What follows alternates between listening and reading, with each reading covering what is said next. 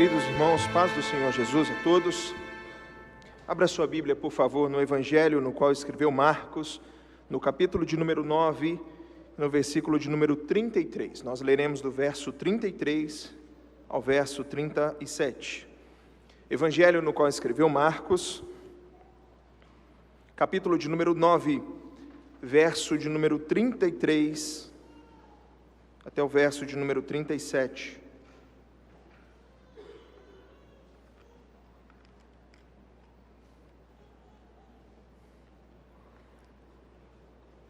O subtítulo que está diante de nós é o maior no reino dos céus. E eu gostaria de falar nessa noite com os irmãos sobre a ambição que agrada a Deus.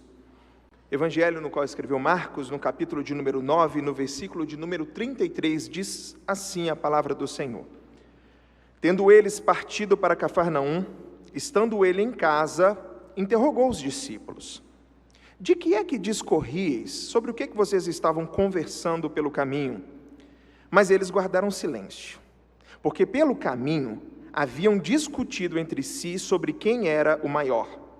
E ele, assentando-se, chamou os 12 e lhes disse: se alguém quer ser o primeiro, será o último e servo de todos. Trazendo uma criança, colocou-a no meio deles e, tomando-a nos braços, disse-lhes: qualquer que receber uma criança tal como esta, em meu nome, a mim me recebe. E qualquer que a mim me receber, não recebe a mim, mas ao que me enviou. Ó Senhor, gratos estamos por poder cantar louvores ao Teu santo nome, e agora nos assentar para ouvir a Tua doce voz. Que o Senhor fale aos nossos corações, pois estamos sempre sedentos para ouvir a Tua doce voz. Tenha misericórdia de mim como dispenseiro e do Teu povo, que escuta a Tua palavra nessa noite. Quebranta os corações. Aos que estão frios espiritualmente, renova, Senhor. Aos que não Te conhecem, ó Senhor Deus, faz morada nesses corações. Edifica o Teu povo, nós Te suplicamos, em nome de Jesus. Amém e amém. Você já teve a experiência de estar conversando com alguém algo sério, e de repente a pessoa do nada mudar de assunto? Do nada mudar de assunto. Você está conversando uma coisa séria e a pessoa parte para poder falar sobre outro assunto e você fica até assustado. Eu tive uma experiência dessa algum tempo atrás, e eu posso até falar o que era. Eu estava contando para esse irmão que chegou, falando algumas lutas que ele estava enfrentando, e eu contei o meu testemunho, que eu tive a oportunidade de contar aqui para os irmãos, da providência de Deus sobre a minha vida, de trazer o alimento para dentro da minha casa. Irmãos, eu estava ali, falando para aquele homem o quanto que Deus usou aquela situação para trabalhar no meu coração a questão da dependência, a certeza que Deus cuida de cada detalhe da nossa vida, e eu estou olhando no olho dele, e ele está olhando nos meus olhos, e eu estou falando quanto aquela experiência para mim foi marcante, é uma daquelas coisas que a gente leva para o resto da vida, e o Senhor está cuidando também de você. E eu estou ali, irmãos, conversando com o homem e falando, abrindo meu coração, e como sempre, quando eu vou contar o testemunho da minha vida, tem lágrimas nos meus olhos, e de repente, irmãos, ele está olhando assim para mim, e eu falando: rapaz, o Senhor cuida de você em cada instante, em cada momento, como assim aconteceu comigo? E ele olhando nos meus olhos falou assim: você viu quem que o Barcelona contratou? Irmão, sabe aquele momento que você fica desarmado? Eu acabo de contar a história da minha vida, e o camarada vai e me solta uma dessa. Eu olhei, irmãos, na cara do rapaz, e eu não tinha reação de um assunto tão importante para algo tão trivial, em questão de segundos. O problema não era falar sobre futebol, eu gosto de falar, mas o problema era naquele momento, justamente quando o assunto estava tão gostoso espiritualmente falando, enquanto se conversa sobre algo do coração de outra pessoa, eu fiquei meio que anestesiado, eu confesso para os irmãos. Mais do que isso, sabe quando você sente um bobo? Eu estava me sentindo um bobo, irmãos, porque eu estou falando da história da minha vida e, entre linhas, ao mudar de assunto de maneira tão brusca, a minha sensação era do rapaz falando assim: o que eu tenho a ver com a sua vida? Foi isso que eu senti, irmãos. Aquele mal-estar ficou naquele instante, e eu confesso que o mal-estar foi para mim, tá? A pessoa, eu acho que nem se importou, continuou falando sobre a contratação do Barcelona e vida que segue. Agora, irmãos, imagine o seguinte, essa é a minha experiência, e ela é leve, porque a que está diante de nós é complicada. Imagine ouvir da boca do Messias, do nosso Salvador, do Jesus Cristo prometido, que ele iria sofrer nas mãos dos homens, de que ele iria morrer, mas que ao terceiro dia iria ressuscitar, e de repente, começa-se a falar sobre quem é o maior, sobre quem deles ali deveria ser o maior. É o que está diante de nós nessa noite. Os versículos anteriores daquilo que nós lemos, nos mostra Jesus expondo essa situação aos seus discípulos, os próximos passos que ele daria na sua jornada. E o nosso Senhor fala de maneira claríssima, está aí no nosso texto, só você ver o versículo 30 do capítulo 9, onde o Senhor fala assim, olha, e tendo partido dali, passavam pela Galileia, e não queria que ninguém o soubesse, porque ensinava aos seus discípulos e lhe dizia, o Filho do Homem será entregue nas mãos dos homens, e o matarão, mas 3 dias depois da sua morte, ressuscitará. E aí, irmãos, o nosso texto vai dizer que eles começam a discutir entre si. E qual que era o teor da discussão? Estavam falando sobre a morte de Jesus e o que eles iriam fazer? Não, eles começam a falar sobre quem era o maior entre eles. Jesus estava falando sobre autossacrifício e os discípulos falando sobre autopromoção. Jesus falando sobre autossacrifício, sobre morte, sobre se entregar.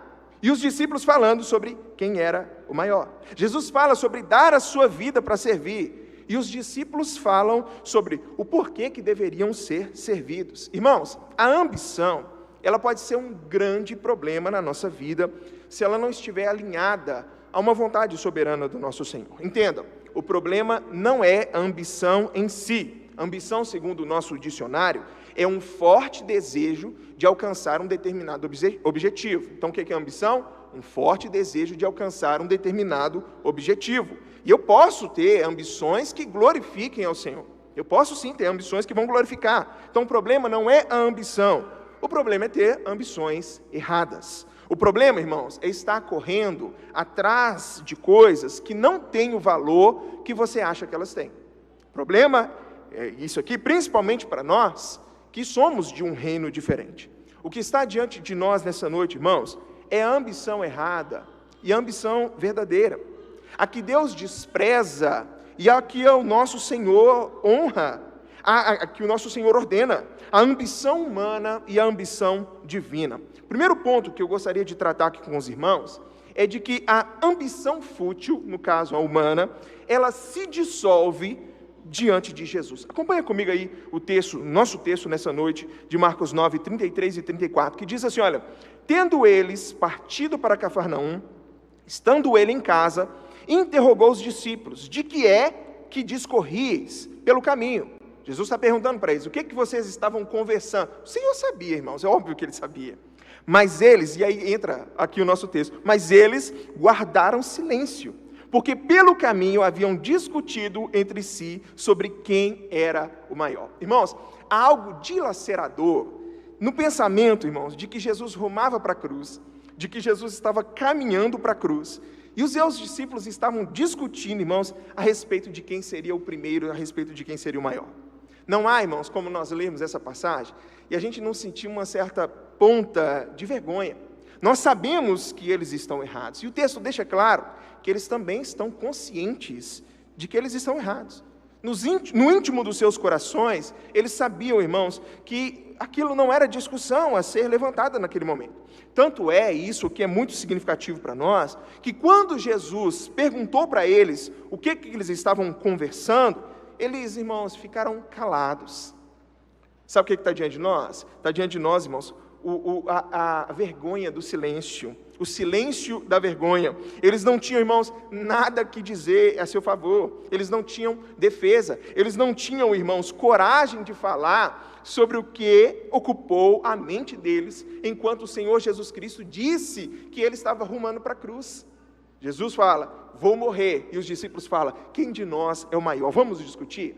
E aí, irmãos, é estranho, como que algo pode simplesmente se dissolver, quando nós confrontamos isso aos olhos do nosso Senhor?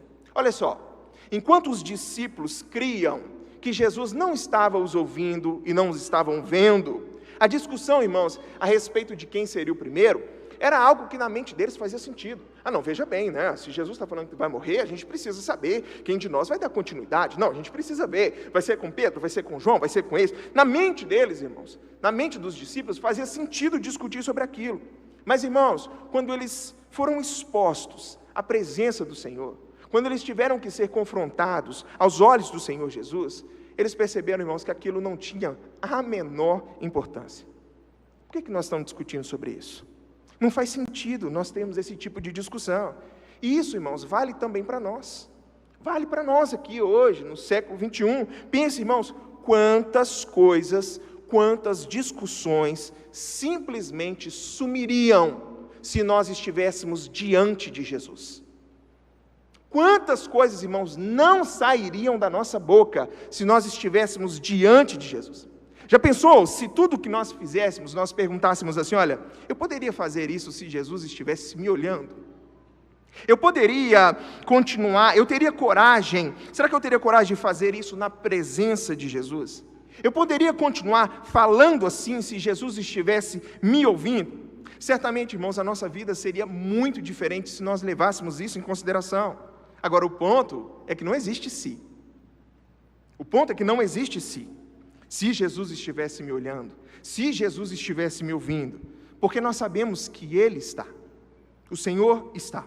Tudo o que nós fazemos, irmãos, tudo o que nós falamos, tudo o que nós pensamos, está diante do Senhor. Não há absolutamente nada que não esteja claro aos olhos do nosso Senhor, em que os olhos dele não estejam fitos em nós.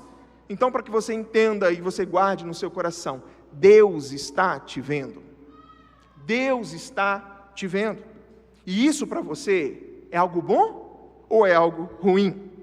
Será que você teria coragem de postar o que você posta nas redes sociais se Jesus estivesse do seu lado?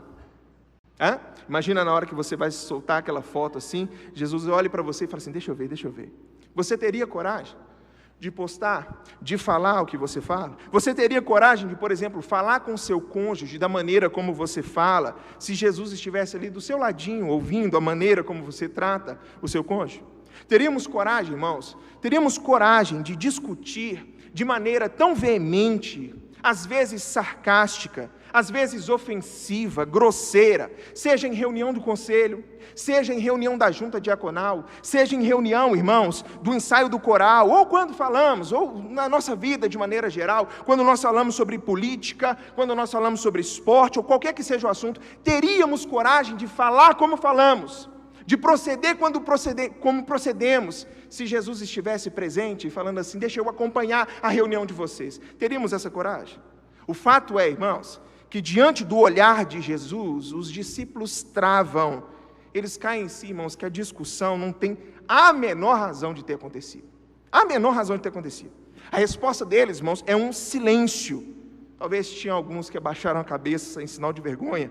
Todos eles, irmãos, sabiam que não tinham como se justificar diante de Jesus. E eu pergunto para você, e você? Você teria justificativas diante do Senhor para o que você tem feito, que você não faria se você estivesse na presença de Jesus? A ambição fútil se dissolve diante daquilo, irmãos, que é realmente importante. Quando eu era criança, furtaram a nossa casa. Aproveitaram um momento que não tinha ninguém, minha mãe havia nos levado, eu era criança ainda, levado a mim e minha irmã para o hospital, e eles aproveitaram aquela situação, entraram dentro da minha casa e já entraram com objetivo. Meu pai era militar e estavam atrás da arma do meu pai, a gente bem sabia disso. Entraram na nossa casa, reviraram tudo. Nós chegamos no finalzinho da tarde em casa, chegando do médico. Quando chegamos em casa, a porta da cozinha, irmãos, estava arreganhada assim uma parte. Entraram como rato, como bandido sempre faz. Entraram como ratos, irmãos, por meio de uma fresta, empurrando a porta. Entraram, fizeram uma bagunça. Irmãos, na hora que eu vi aquela cena, eu criança, acho que eu estava com uns 9 anos.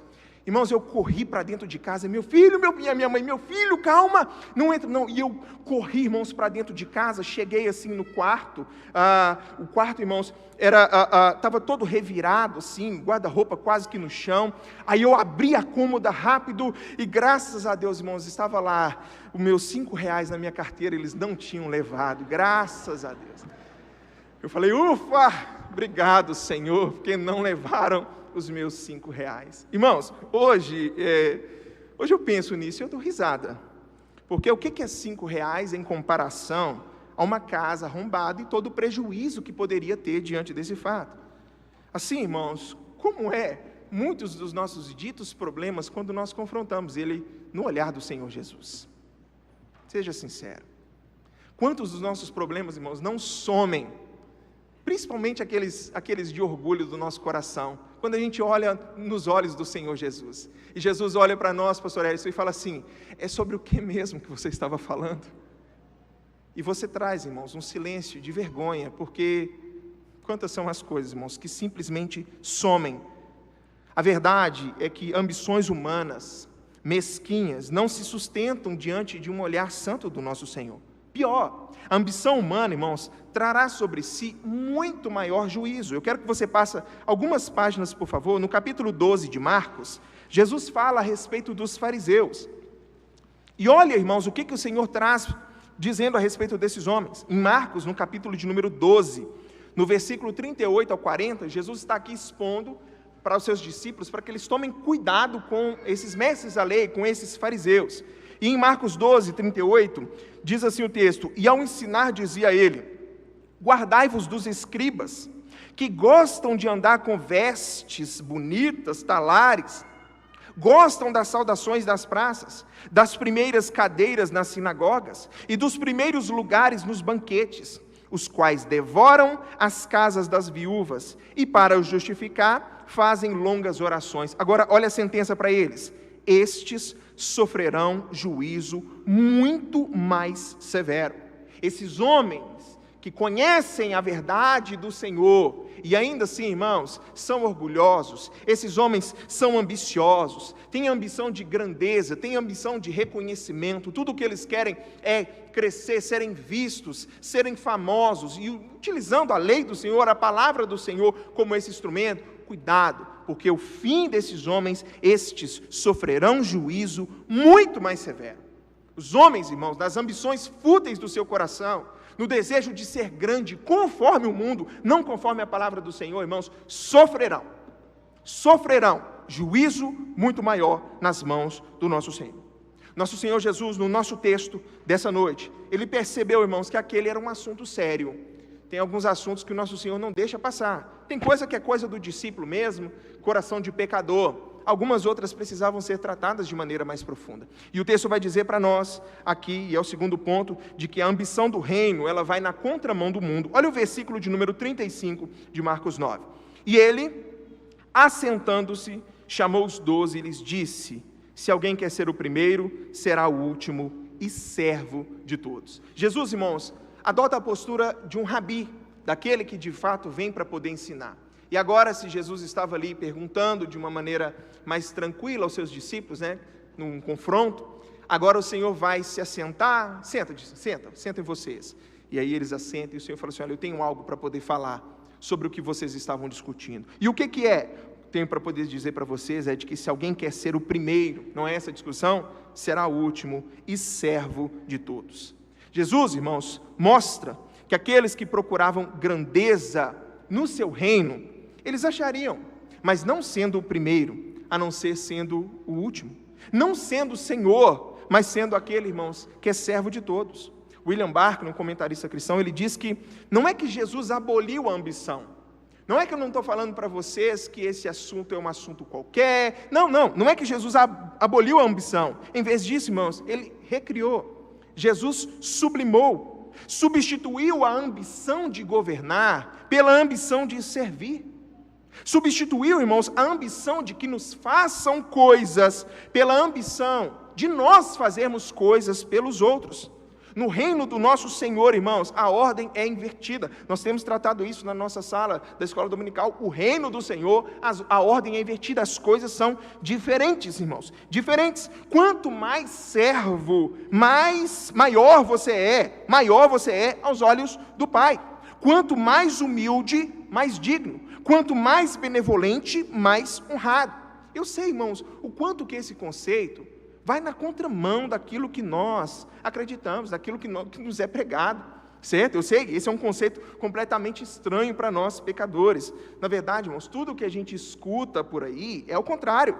A lei da evolução é de que que o mais forte sobrevive. Você precisa se impor, você não pode abaixar a sua cabeça para ninguém. O seu destaque está em mandar, o seu destaque está em servir, em possuir, em ter. Os homens respeitam os maiorais, e os maiorais são servidos, e essa tem que ser a sua luta, a luta por poder ser servido pelos homens.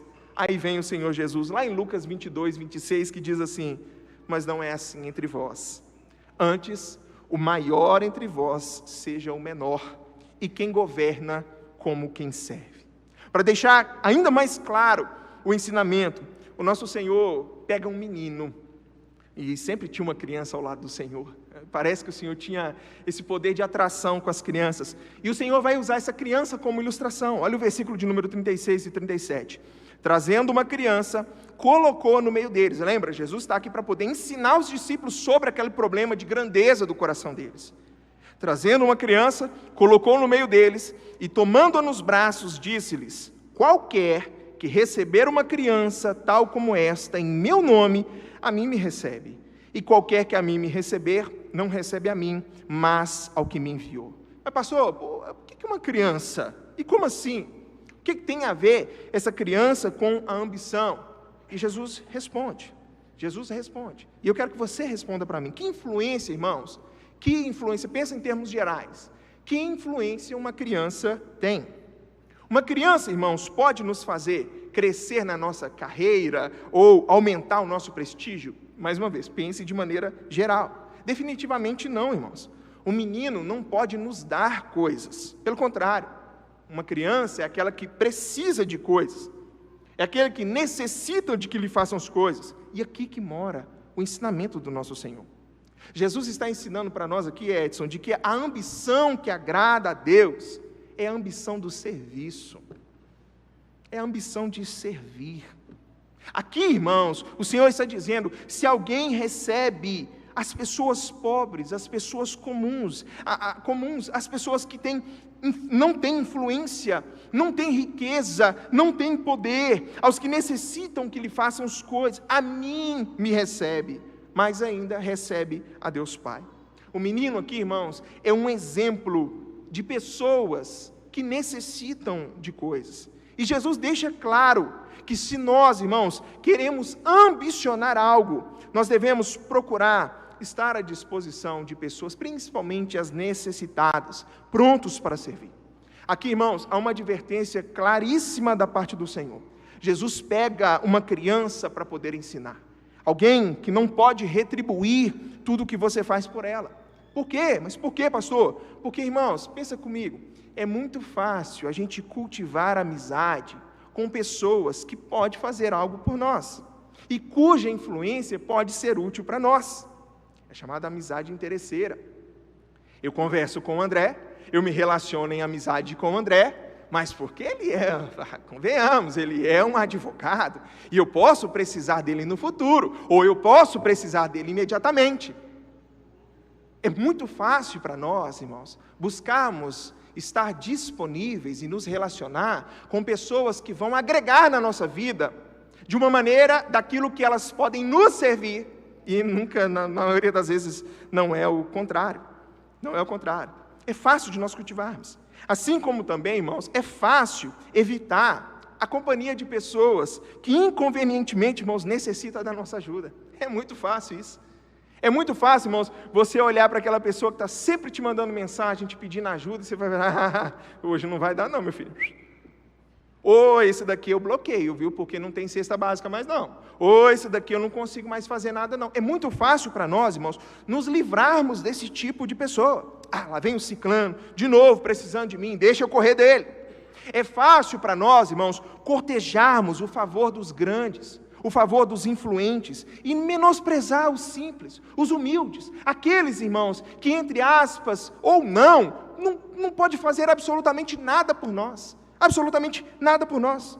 É fácil para nós estar na companhia de algumas pessoas distintas e nos fazer, irmãos, ser notados por elas com o intuito de termos algum fruto diante daquilo. e evitar o necessitado. Olha só, irmãos, eu vou me relacionar, eu vou, irmãos, fazer algo pelo doutor fulano, que é alguém de prestígio, que pode fazer algo por mim, ou eu vou me relacionar com o Zezinho bolso furado, que não tem nada, que não pode me ajudar, que não tem, na verdade, está sempre precisando de mim. O que uma amizade com o doutor fulano pode me trazer, e o que a amizade com o Zezinho pode me trazer? Quantas vezes, irmãos, quantas das vezes nós corremos e fazemos as coisas muito bem feitas para ser visto pelos grandes, porque isso nos trará retorno. Ele me deve, ele é uma pessoa influente. A gente fala isso, irmãos, até saboreando a ideia do que a gente pode extrair dessa pessoa depois de ter feito algum favor.